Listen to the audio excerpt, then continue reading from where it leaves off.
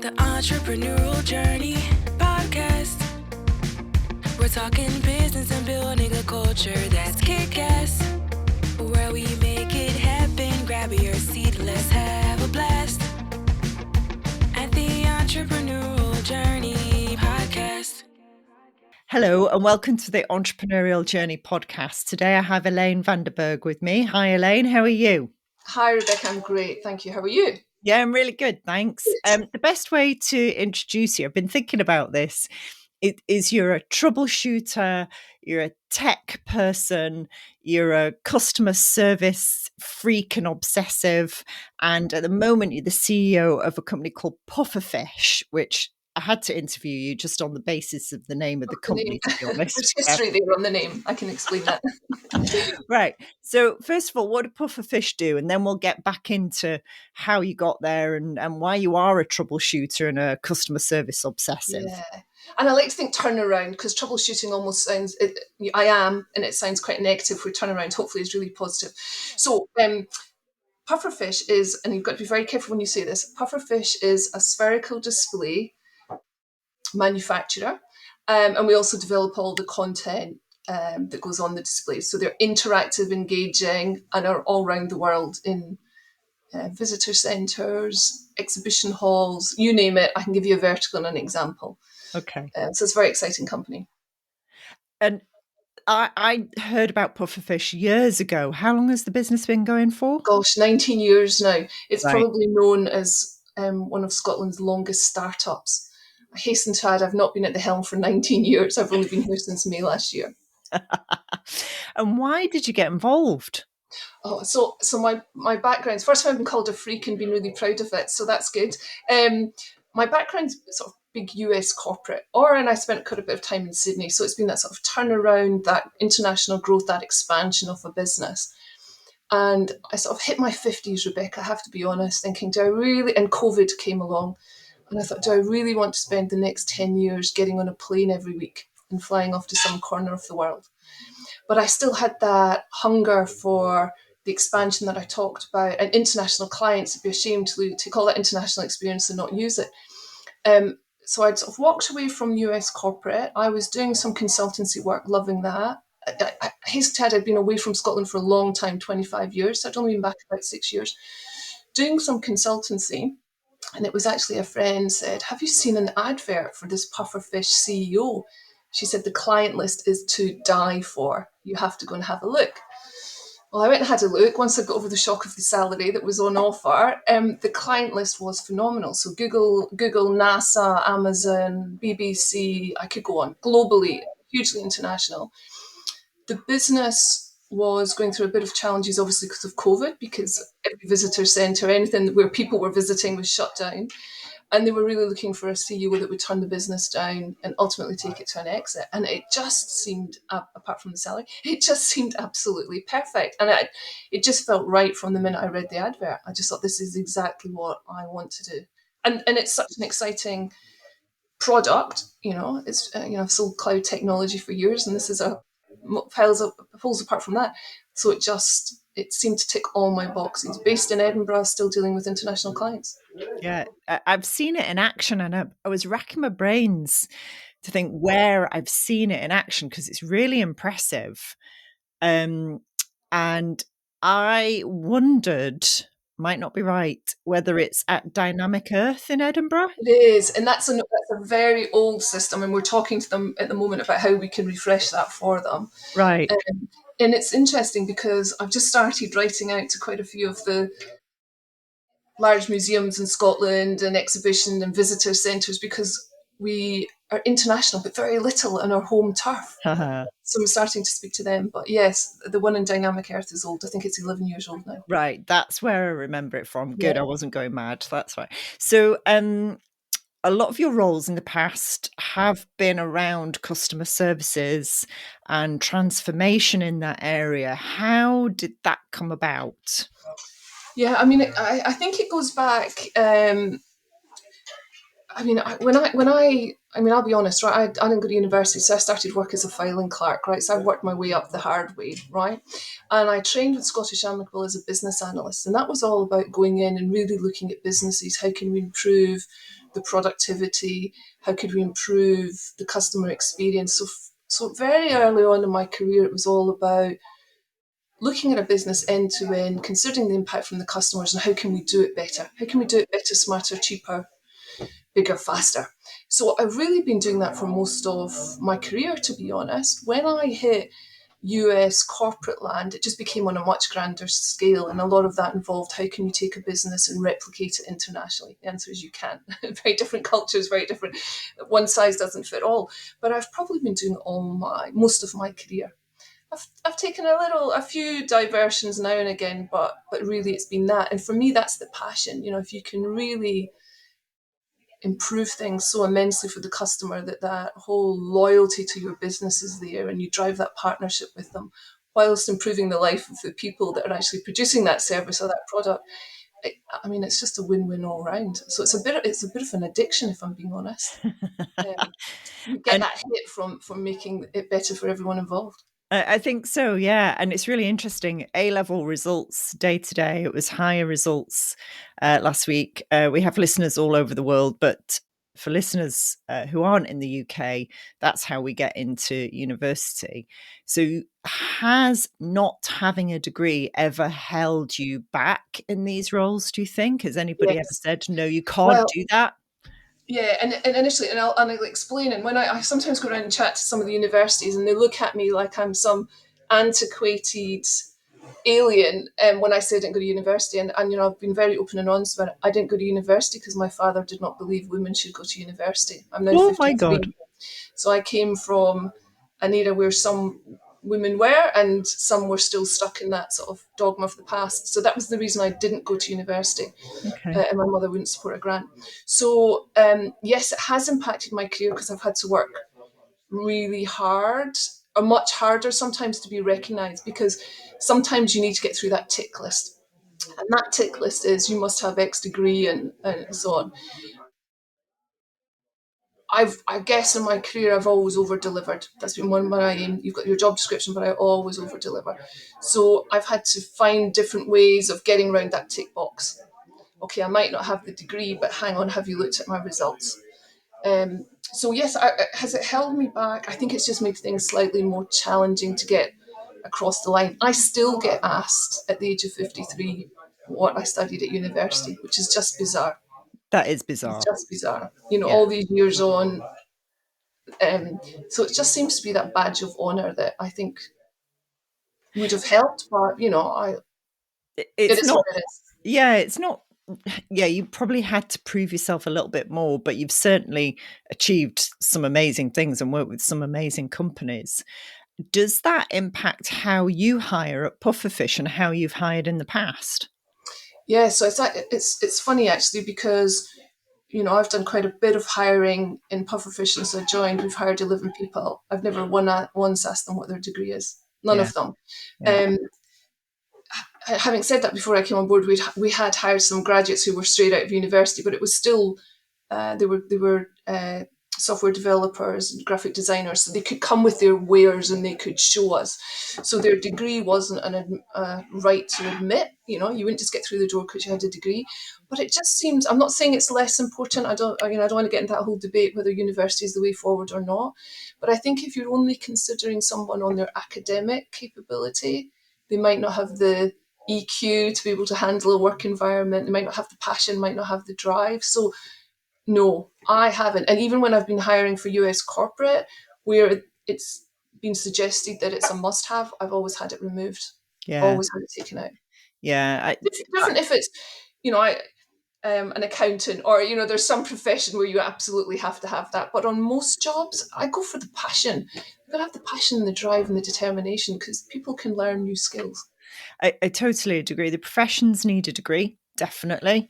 But I think more and more things like, marketing, even software development, by the time the degree's passed approval, the world has moved on. Apparently, it takes 5 years to approve a syllabus for a degree. Well, everything changes within 2 weeks. Yeah. in Well, marketing. So and even in so I've been in Pufferfish now 16 months, 16 months or thereabout, probably a bit longer. Even since I joined to now, the world has changed dramatically because of yeah, the introduction of AI. yeah, So, people that I hired at the beginning there none of us were talking about AI. Now, each of my leaders have an AI strategy. Their businesses are heavily focused on how they can introduce it, how we can implement the benefits for us and the client. That we weren't having those discussions a year and a half ago. So having a team member that has that passion, that drive, that willingness to learn, to adopt new technology, new ways of working is far more important than a degree to me that they maybe studied 5, 10, 15 years ago. yeah, I totally agree. Now, I came across you because we were at an event in Edinburgh, Yeah, run by the lovely Par Equity and their that's team right. there. So, are you an investor yourself in other businesses? No, I invest in this one um, Okay. because I'm in on a much less salary. And I know I keep talking about salary, I don't mean that, but I am. That's how I invest in here. But no, Par Equity are long-term investors in Pufferfish. They've been a massive support, not only with financial, but they've always had board members and advisors that have supported the business. So long-term partners with Pufferfish. I don't think the business would be here if it wasn't for Par Equity, to be Okay. honest. Well, that's really interesting that it's a great product and they still believe in it. What difference are you bringing to it, and where are you taking it, Elaine? So I've sort of gone back to the basics with Pufferfish. And I do with any business, to be honest. I sort of start with, right, is there market demand for what we've got? Let's look out there. Is there market demand, and is our product fit for that purpose? And do we have some form of a roadmap that means we're either going to be the market leader or have key differentiators? So I go back to basics. Is what we're doing worth taking to market? And is it commercially viable? Are we going to be able to sell at the price? Are we going to make a profit? So we did a lot of that right back at the beginning of Pufferfish. And yes, absolutely, there's a huge market there. It's a growing market, 38% CAGR in the space we are at the moment, which is quite substantial. Yeah. Our product is the market leader. It is a profitable product. We have a roadmap to we've launched new and enhanced products since we came on board. But there is a product roadmap where we can further improve. So we always stay fresh and ahead of the pack. Commercially, we've got things back on track. It's always an upward climb to get a business out of that sort of startup mode, which we were in, to be honest, even after the long term that it's been around, and to get it more financially stable. Get the skills, get the talent on board, and sort of drive forward. So, in most businesses, it's taking it back to basics. The most exciting thing about Pufferfish, apart from the product, was there was absolutely no go-to-market strategy whatsoever. Sales and product weren't aligned. There was very little marketing activity, and in fact, we drove 60% growth last year. That was still on inbound only. We had never done any outbound. Very rarely, as a business, was there much outbound. So we've put in place a hugely aggressive customer acquisition strategy, relaunched our website, digital presence, automated all the lead generation, hired new salespeople, trained new salespeople. So Pufferfish was a bit of a delight, to be honest, because there was just so much opportunity. It was almost too good to be true. Almost too good to be true, where there was just opportunity under every stone I lifted. They're great lessons for a long established business, because sometimes I think businesses who've been around for a while are trying to overcomplicate things, but actually you're quite right. Going back to basics is probably the best thing that they can do. Yeah, absolutely. And I think they had. I mean, there was a lot of bespoke creations going on for clients that were probably not, they couldn't develop that product and then productize that product. So it was like a one-hit wonder, right? We'll make a little bit of profit on that, but we couldn't repeat it. So we've reined all that back in. We've got a broad product offering, but we've reined all that back in, doing the odd bespoke job. But generally it's standard products that we customize an element, but we productize and repeat, rinse and repeat, rinse and repeat. Same with the processes, and we do a lot of analysis. So who have we sold to at what price with what solution? Right now, let's go and target other organizations that fit that mold. So there's a lot of rinse and repeating. And that is all just basics. That's all Yeah. basics of running a business. Yeah, it really is. Yes, that rinse and repeat product market fit takes a while though. It's I think when you've got an existing customer base, because you can do that analysis, you've got more information to work out what the product market fit is. When you're startup starting from scratch, that's much harder to do. Have you ever had to do that in any of your roles? Yeah. Well, to be honest, I feel we're in that space at the Do you? moment. So you're right. When Yeah. I was in large US corporate, oh my gosh, we had so much data, so the analytics that we could get, the intelligence from that was immense.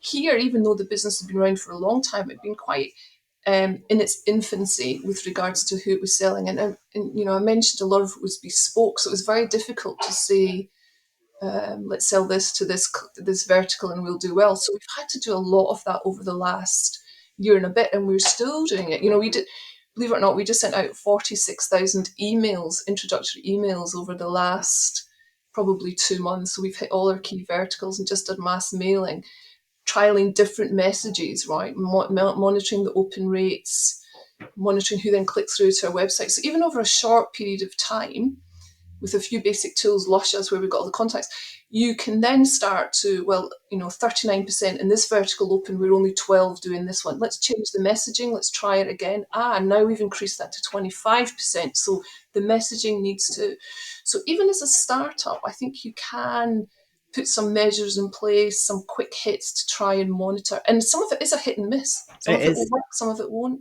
Some Yeah. of it might work at a particular time because there's something going on in their industry or their vertical that might not work again next year. It's just that constant monitoring, adapting. But there isn't the perfect recipe.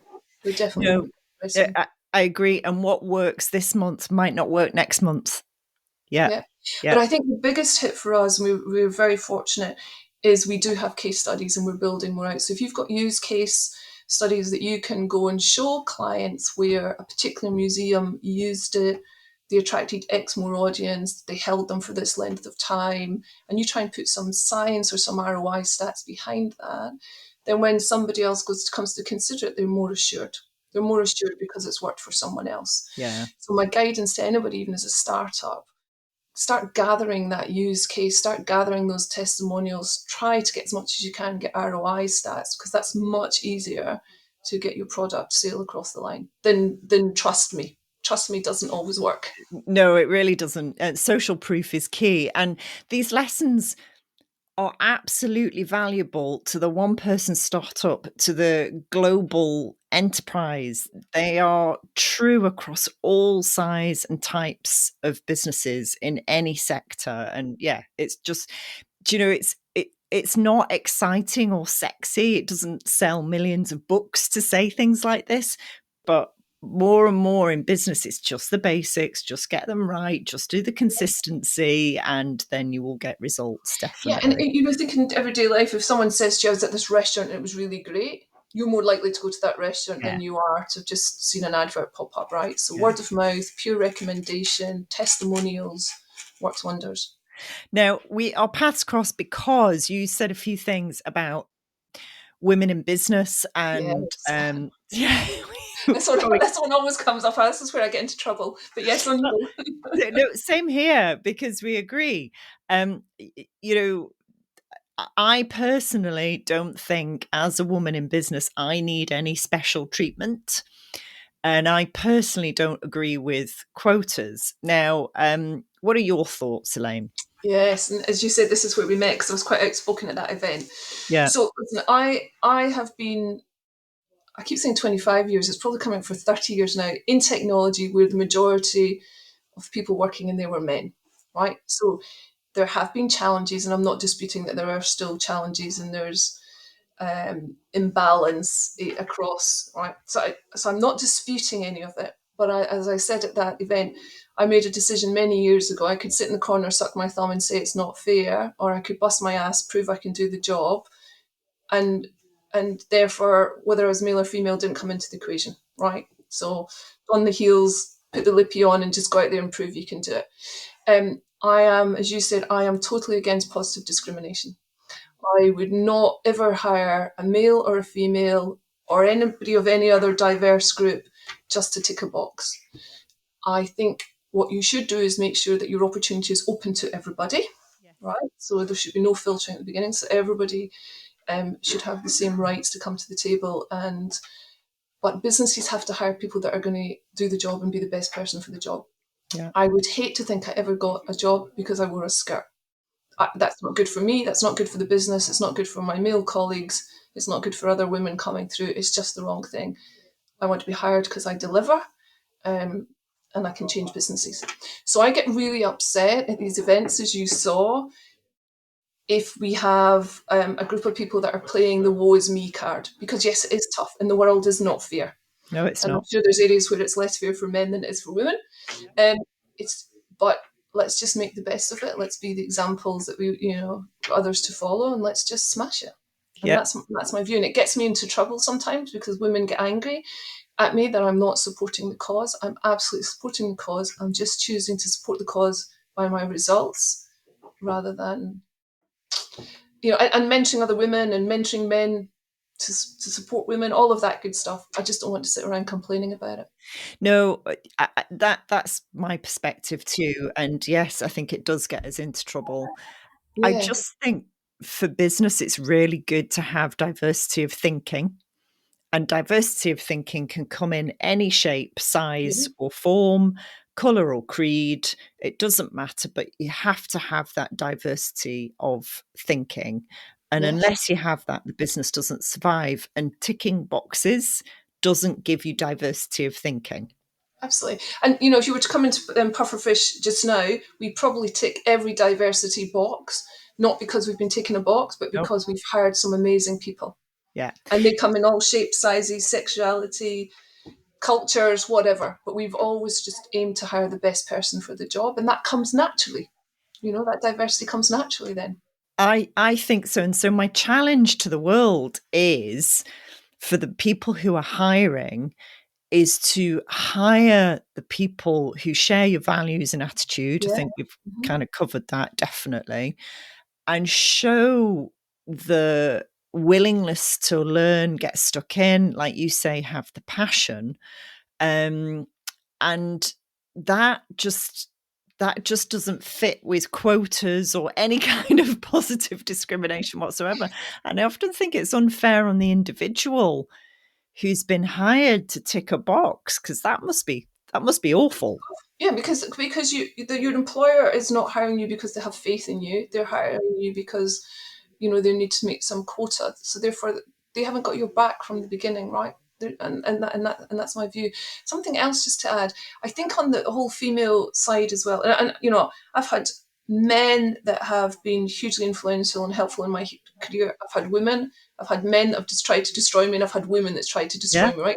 I don't think it comes down to sex or creed. It's doesn't. just the individuals, right? So I don't want people to think men. My stock line is men are not the enemy, right? But one of the things that I found is that where women do get questioned a lot is the whole Yeah, childcare aspect, yeah. right? Now that's a bit of a challenge for me because I've got a special needs son that I have every second week. I have to run out of office and get him off the school bus every second week at 3 o'clock. But you probably couldn't get anyone more hardworking who does the hours. And there's several of us in the business, males and female, who have a challenge at home. Wonderful challenge, but a challenge, childcare, whatever. I tend to find that these people that are juggling these challenges are probably some of the most hardworking people around. So all I say to employers, okay, park the whole um, diversity as well, but also park the whole, yeah, well, she's got young children or he's got young children. They're not going to be there all the time. And let's just open up to that trust that that individual, if you hire the right person with the right passion, the right drive, it's okay if they leave to pick up the bus at three, to meet the kids off the bus at 3 o'clock, because trust me, they will be the ones that will be back on till 9 o'clock doing their job. Absolutely. So my big call, and we've got a very open culture in Pufferfish, is nobody has to hide anything. If you've got a childcare problem or your mother you look after is ill or whatever it may be, nobody has to hide everything. Everyone's very honest. We all trust each other to do the job. And I think that's my big call. Let's support people that no matter what's going on at home, we give them the opportunity to have a fulfilling career. And I think that's more important than men or women, right? I completely agree. Completely agree. And I have begun to. I read a great book whilst I was on holiday called "If Women Rose Rooted." Fabulous book. It's all about Celtic myths and women and all kinds of things. But what came out of for me is balancing feminine and masculine energy. Oh gosh, that's a good one. Yeah, which isn't about men or women. Yes. It's about having the balance of energy in a business. Yes. And I know for me, and I don't know about you, Elaine, but all my life I've had much more masculine energy than I've had feminine energy. And for ages I thought, well, that's just a bit weird, but that's the way I am. Because I wear lipstick and nice clothes, but I'm not a girly girl, Yes. if you know what I mean. Yes. And I'm probably more competitive than a lot of traditional female people. And yeah, the conclusion is it's about the energy you hold, and you need a balance in business. What are your thoughts on that? Has that ever Yeah. occurred to you? Have you looked into that? Yeah, and I used to get upset when people used to say to me, and I won't swear on your podcast, but you Can have bigger, begins with a bigger B, than most cojones. men. Yes. And I used to get really upset at that and say, but I'm not a man. Now I just let it all go, right? Yeah, And I used to get upset if people said, oh, you're more like a man than a female. I just let all that go now. I think both sexes can have, or whatever you want to associate yourself as, what identify as. There's masculine energy, there's female energy, or there's different levels of energy, and you can all have a mix. So I can be really hard ass one minute, and then if I've got a member of staff with a problem, they might dispute that, but I can be the softest, yeah, kindest, caring boss. And I think you can have both. And I think it's okay. I think on each of my leaders, I've seen them being a little bit tough and a little bit direct when they've had to be. And then I've seen them be more calm and relaxed. So I think businesses and individuals, leaders, team members, it's okay to be a mix of all of that. It's all of that. So yeah, I'm girly. I do my nails, I put my lipstick on, all the rest of it. But if I have to go and kick ass in a boardroom, no, I need to because my board's wonderful. But if I need to, I'll do that, and yeah. that's okay. It's okay not to be pigeonholed. It's okay to be a mix of all of that. I agree. And what I'd like to say to the guys out there, the men out there in leadership roles, it's okay to show your softer side. And Absolutely. I think you've got a son, I've got a son, I've got a husband, and they're just big softies. In many ways, they're softer than my daughters. So, but would they show it outside if they were in a leadership role? Well, I know my husband doesn't in his leadership role. So perhaps there's a need for men to just show that vulnerability a little bit more. And I, Dunno. and I think they do in Pufferfish. The guys that work here are very kind and caring. The leaders that I've got, because it's that culture. That Yeah. culture is very open, very honest. So no one has to pretend to be something they're not. They Yeah. can bring it all to the table. So if they get all emotional because we've launched a product and they've been working on it for 3 years and they're really, proud of it and they get a bit emotional, that's wonderful. Yeah. That is wonderful, right? They don't need to button it all up. Same with the women. I cry often. I get hugely emotional in here and I get very proud and I'm like a little mum looking after a nest, and I get all protective of them. But I think that's okay. I think we all just need to accept who we are, and that comes with the strengths, and it comes with, I don't like to say the weaknesses, but the challenges. There's some things I'm not good at. There's some things I don't like doing. Same with my leaders, same with my team. And as long as we recognise that and all work together, it's fine. When you pigeonhole people, it just doesn't work. You can't cookie cut a human being. It just doesn't work that way. No. So yeah, I like it. People bring their tough side, their soft side. I don't care if they want to come and tell me about the problems they've got at home, over a good glass of wine, that's all good. It's all Yeah. just accepting us for who we are, the good, the bad, and the ugly. Yeah, definitely. I quite agree. Great. So wonderful. That wasn't too controversial, was it? I don't think we've said anything that could get us cancelled. I'll see if I get any hate mail after. I normally get the odd DM if I've been speaking somewhere where people are unhappy at me. But I get a lot more people saying, I wouldn't call myself an inspiration, but I get people saying that was quite inspirational. You've shown me. I just need to get out there and do it. Yeah. I get upset when people label women having imposter syndrome. You've only got imposter syndrome in your head, obviously. So just change the thoughts in your head, right? Yeah. And I have coached many men who feel exactly the same.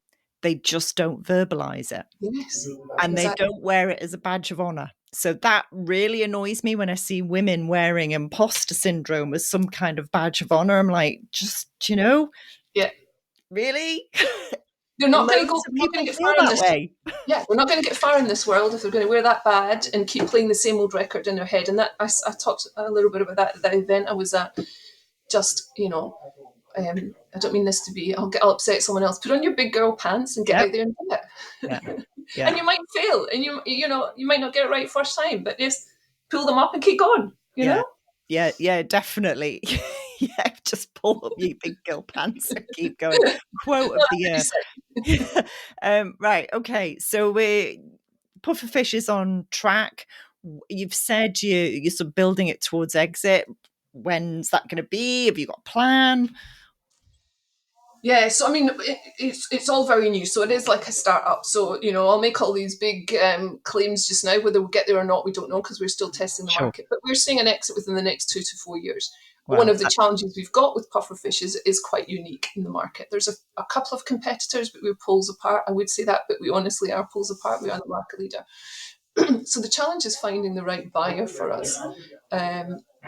Because the right buyer, a good buyer for us might be one of the big creative agencies, but then that means their clients are their competitors. So it will be finding where we can slot nicely into someone's offering without them having to sell to their competitors, etc., if that makes sense. So that will be the challenge for us in Pufferfish.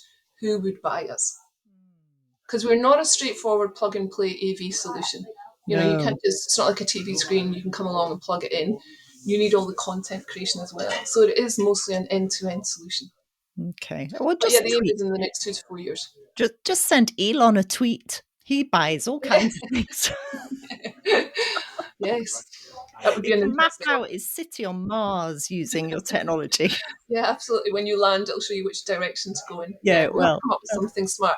But this is one of the challenges with Pufferfish, and if I digress, pull me back in. But I've worked a couple of times with products that are quite unique, and people say, "Oh, you're so lucky. You are unique. You are in this niche." Actually, that makes it all the more challenging because then you're having to educate the world. Then you have to prove to the world that this. It's far easier when I love having competition because then there's maybe 5 or 6 of you all out there screaming about spherical displays and the benefits they can bring. You just have to be the best. So the challenge when you're in a business like this where you are niche, you've got a much harder job to get them over that sort of product chasm where it becomes a recognised and acceptable solution. So it's going to make it a little bit more difficult for us to find a buyer, but it's a brilliant product with a client list to die for. It is profitable. We will find a buyer. You will. Yeah, definitely. Okay. If it had a personality or a character, how would you describe Pufferfish in those terms? Describe the product or the buyer? No, the product or the business. Let's take the business because the product's one thing. I know it's part of the business, but I always like to think of it as a business as its own little human entity. How would you describe it? So it's gosh, that's such a good question. I wish I had more time to think about it. I'm going to take that one away and think about it more as well. If it was a personality, it's a bit like an ambitious teenager, if I'm being really honest, right? Because a teenager often doubts their own capability, right? They're not sure their value they're adding to the world. They're a bit hesitant about things. And I think Pufferfish has been like that for the last 19 years, right? It's clinging on to its teen, it's not going to be a teen next year. But it's a bit like that where it almost didn't realise how good it was. And it was almost a bit too shy and hiding in its own bedroom. A little bit spotty here and there, a little bit grumpy, difficult to manage.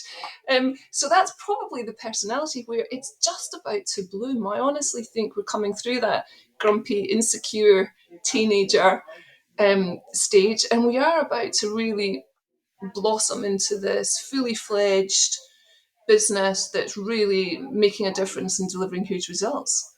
I love that analogy. There you go off the top of my head. But and I love the question, actually. I'm going to go back and tell the business that one. I don't know if they'll like being called a spotty, grumpy teenager, but that's how it's really been. And there's been leaders in the past, and I'm sure they've done a great job taking it through at that stage. But it has almost had to be a bit like, gosh, they'll hate me saying this as well, a bit like a mum wrapping their arms around as well, not accepting some of the stuff, the behaviours that shouldn't be going on, or we've never done it that way, or we've never lost business as a result, and really encouraging it with a bit of discipline to take it to the next level. And that's why I get really passionate about it. I've been known to cry in Pufferfish when we've launched a new product or sold a nice deal to a client or something, because you really put your heart and soul into it, you wouldn't hang around in Pufferfish if you didn't love it. Right. I like that. So yeah, we're all very passionate in here. Good. That's amazing. Right. That's it, Elaine. Thank you so much. Joy, thank you. So nice to talk to you.